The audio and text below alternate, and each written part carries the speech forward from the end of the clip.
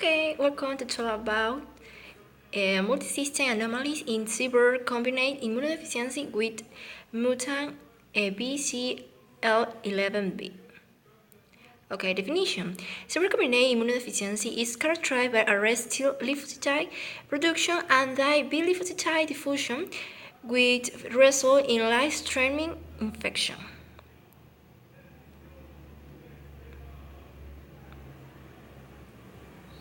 To be able to develop and function, cells of the immune system follow a set of instructions and turn on specific genes. This is much like how you would use a blueprint when building a house. If a detail is left out of the blueprint, you may end up with a house without a door. Babies who are born with mutations in the important immune system genes lack the correct blueprint, and as a result, they can't develop a normal immune system. These babies have what is called severe combined immunodeficiency, or SCID. A special type of cell lives in our bone marrow called a hematopoietic stem cell, or HSC. These cells can produce all of the different types of immune cells. However, if the HSC has a mutation in a critical immune system gene, all of the immune cells it produces will be defective. Scientists are trying several complementary approaches. 1, fixing the gene mutation in the HSC, and 2, getting rid of all of the mutated HSCs and replacing them with normal ones.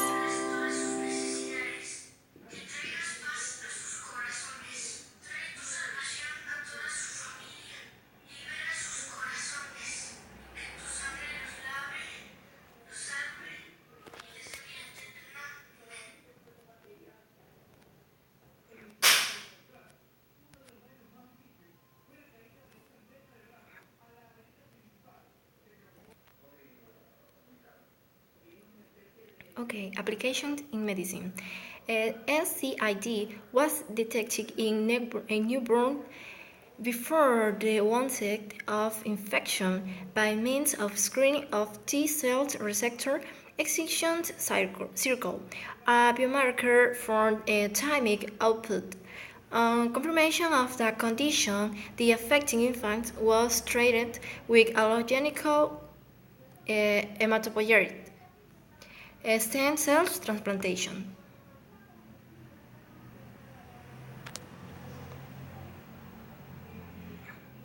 There are many diseases out there that are very easy to catch, but most of them have some kind of cure out there. But what if every single one of these diseases was life-threatening? What if your life was in danger from catching something as simple as a cold? Well, this is the case for patients with SCID. It stands for Severe Combined Immunodeficiency. SCID is a genetic disorder that destroys the immune system and makes it so that the body cannot fight off infections. This disease is a result of a mutation in the X chromosome. It affects the SCID-XI that encodes for the protein that is used to build the IL-2RG gene. This gene works as a receptor in the plasma membrane of immune cells. Its job is to let the two types of immune cells communicate, T cells and B cells. The T cells, so-called because they develop in small organs called the thymus gland, are responsible for warning B cells about the incoming viruses. The B cells, so-called because they develop in bone marrow, produce antibodies that fight off viruses.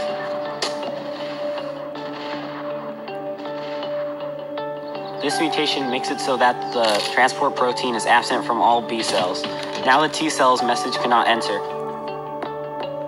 The cells are unable to communicate about invaders, and not enough T and B cells are made to fight off the diseases and infections.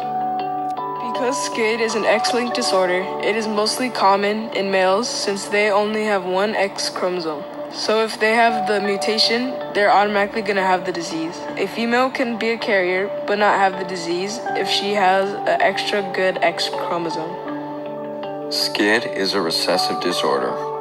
This means that any homozygous or heterozygous dominant individual would not be affected. However, any recessive individual would be affected by the disease, whether male or female. There are basically only two main scenarios where the disease will actually affect the offspring. Okay, pros and cons. Early diagnostic of LCID through population-based screening of newborns can aid clinical management and help improve outcomes. It also provides to the identifications of previously unknown factors that are essential for lymphocyte development in humans. Issue acquired in Ecuador. Increases in BCL11B have been found to distort causal neuron specification and cause causal agenesis in the developing mouse brain.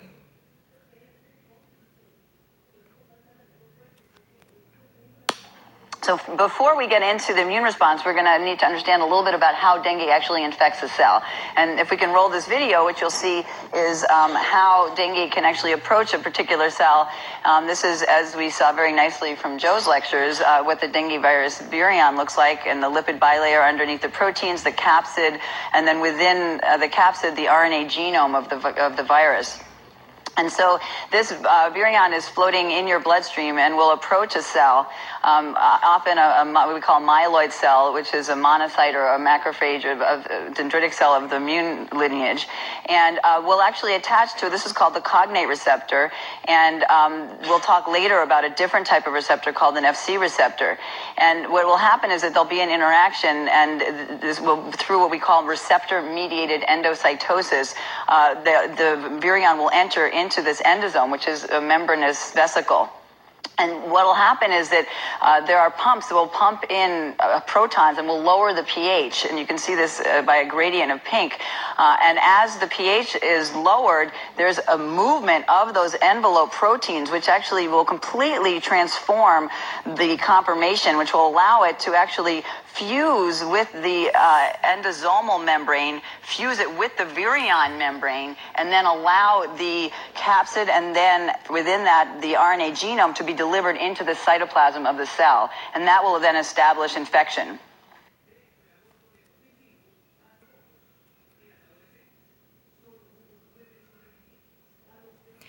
Okay, conclusions.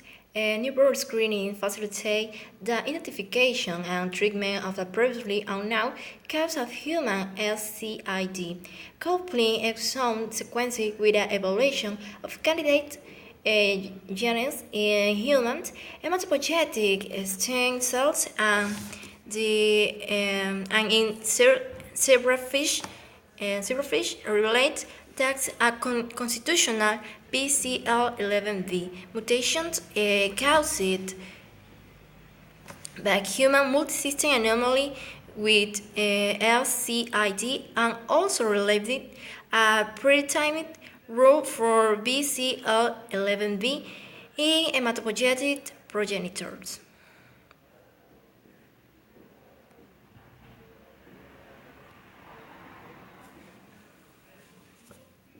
So we've finished looking at how both viral-mediated and non-viral mediated gene delivery systems work.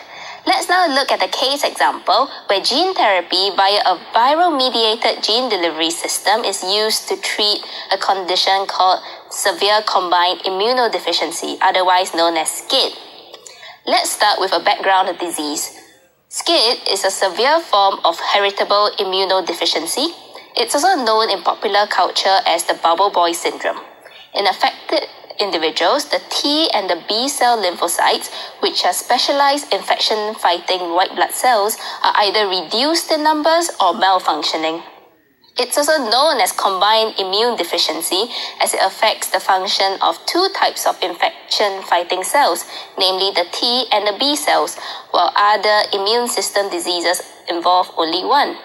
It affects about 1 in every 100,000 births. Victims are extremely vulnerable to severe recurrent infections, and so babies usually die within a year. They have to remain in the sterile environment of their homes to avoid infections, and if they do catch an infection, they are given massive doses of antibiotics. The quality of life for these patients is very, very poor. There are a few types of SCID. The first type is X-linked SCID. It's caused by mutations that result in a non-functional common gamma chain, which is a cell receptor for some interleukins. Interleukins are proteins produced naturally by our bodies to stimulate our immune systems and are involved in the development and differentiation of T and B cell lymphocytes. Okay, thank you for your attention. Bye bye.